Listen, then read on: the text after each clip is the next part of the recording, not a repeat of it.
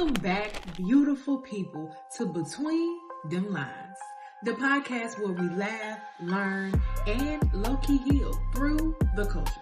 I'm Cookie, and every week we're breaking down the memes that drag us, the lyrics that read us, the scenes that snatch our edges, and the concepts that keep us up at night. Let's get into it. What foolishness is the timeline teaching us this week? I saw it as a video first, and then I seen it repurposed as a meme, and I was like, that green light, now I can do it. Because I try to not create too much. I want it to flow organically. But it was Twang versus Stank. And to be more specific, by Stank, we mean funk. And what I really wanted to highlight here is having important conversation with our youth. Because social media at large, will have people thinking unrealistically. Humans have a natural body odor.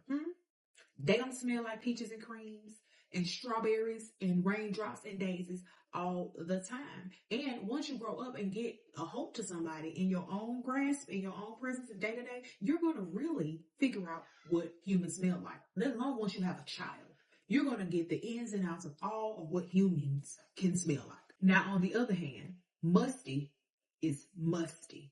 Funk is funk. Stank is stank. And if I can smell it wafting when you go by to and fro, as my grandma would say, that there is a problem.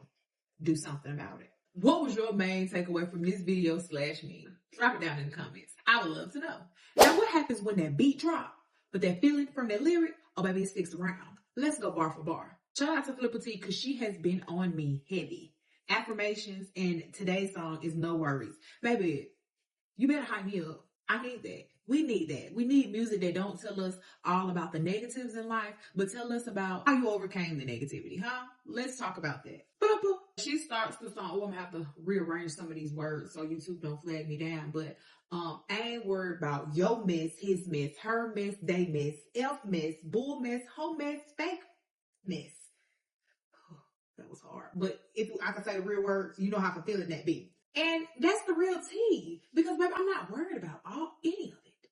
Any of it. Yours, his, hers, theirs, what's beneath me, the other, what I don't deal with no more, stuff that ain't even real, baby. Keep all of it. Keep all of it because I don't have time for it anymore. Fake people don't have time for that anymore. Snakes out my grass, I got a rake. I'm getting money too. I ain't gotta take. That one, as you can see, that one hit hard because you got to be mindful to have the right tools to get people, obstacles, challenges out of your way. You have that discernment to be able to see through the BS, to get it out your way. I don't know what I have going on, baby. I'm okay. I don't have to take thing from you. Little do you know.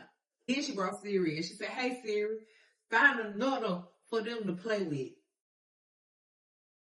Better call Zilla, find another to stay with because homosexuals is real. It's a real thing.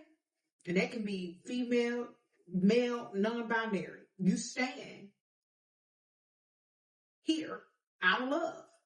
You're not paying your way. Pressure. I just ain't another to lay with because a deadbeat. That's something I ain't okay with. And I don't think nobody is. Ain't nobody okay with a deadbeat. But this is this piece that I have to say. You check up on your nigga, but won't check your kids' homework. That right there need a separate video. You so worried about street cred and reputations, and your children think you're lame. What are we doing? Now, what part of the song stuck out most to you? Sometimes one clip says it all. Let's roll into the scene still. Now, I took it back old school for this clip, and I wanted to break down Penny and the Iron for good times. Another somewhat traumatic scene that I wanted to highlight because I think this was our first time as African Americans at large seeing abuse on a sitcom television, live studio audience sitcom television. And literally me and Torrance were talking about this specific scene a few nights ago because he was saying how he remembered it from his childhood and how it made him so angry and emotional. And I remember it from my childhood. I even remember it being played on a background scene. What was it? Medea's family reunion with Keke Palmer, and it was the scene with Joe and stuff like that. But this scene was so monumental because it was a realistic thing. It was one of those things that was taboo. Nobody liked to talk about, but it went on. And I feel like putting those things on a highlight, putting those things on a pedestal, made people feel more comfortable to speak up, advocate for themselves, and advocate for others. And also on the flip side of that, people that were abusers or more likely to show abusive behavior, it decrease the likelihood of that happening because, hey, people are talking about it now. It's not something that's being swept under the rug. So I really do appreciate that scene for that. Something else that I thought was interesting is the fact that I don't even think Janet Jackson's role was supposed to be reoccurring, but that scene was so impactful that they eventually wrote Bologna into adopting her, because I believe they were supposed to try to adopt her. They're supposed to fall through, and we were supposed to lose sight of Penny.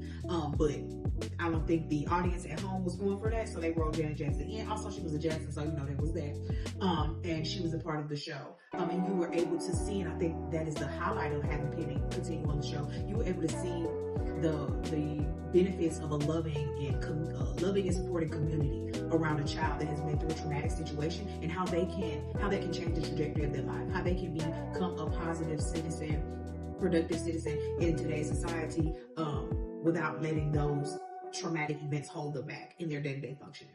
And not giving Regina Hunt's her mom was a pass by any means, but I do think this scene also highlight that behavior is learned.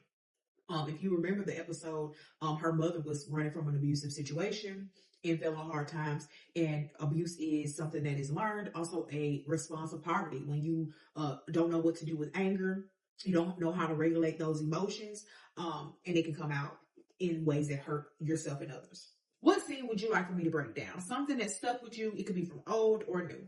Send it to me through DMs, Cook Neighborhood, all platforms. Every neighborhood has that one stoop where the real talk goes down. This is mine. Welcome to Concept Corner. Now, I've been long-winded throughout this episode, so I'm going to keep it short and sweet with this week's concept, which is emotional intelligence. Another reason why I'm going to keep it short is because I talk about it all the time. Before I got on my work-life balance fees, I was talking about EQ this, EQ that, emotional intelligence this, self-awareness that, social management this.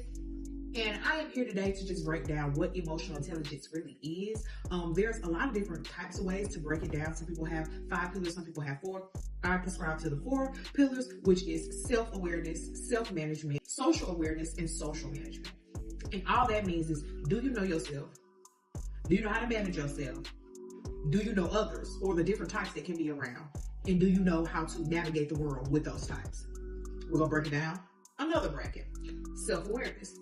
Do you know who you are? Do you understand your triggers, your strengths, your weaknesses? Do you understand yourself? No judgment, not good or bad, just who you are. Taking it a step further, self-management. Knowing your triggers, knowing your strengths and your weaknesses. Do you know how to manage those in life? Which follows us to our next one, which is social awareness.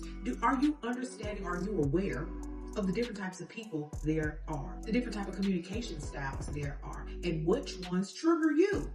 That's that self-awareness again, typing into the social awareness, because what we find a lot of is we learn the world through our experience, because that's how we experience the world, through ourselves. But understanding how to navigate the world, or understanding the world. My apologies, I'm getting a step ahead of myself. So understanding the world and all its different compartments, meaning humankind, human beings, the people you interact with. And the last step is social management. So do you know how to navigate the world, all the different parts? Do you know how to set boundaries? Do you know how to say no, how to walk away from situations, de-escalate, self-soothe in the midst of chaos? It's a concept we overcomplicate, but it really ain't gotta be that deep. Do you know you? Do you know how to manage you? Do you know the world? Can you navigate this world? Be yourself. Let's get into it. How can you apply this concept to your everyday life? Y'all know I cannot wrap this show up without giving flowers out. So here's who's getting paid in gratitude this week. Shouts out to Nails by Big. She always keeps my nails fresh when I have the funds to get them done at a nice affordable rate. She don't charge for length, and I love that because I like my weird length of nails so that I can type and do all the other necessities I need in life. And she let me be weird and creative. Thank you. Because sometimes other people that I used to go to, they just look at me like, what? I don't feel comfortable doing it. That's not going to be cute. I don't want to take a picture of that. Baby, I don't care what you want to take a picture of.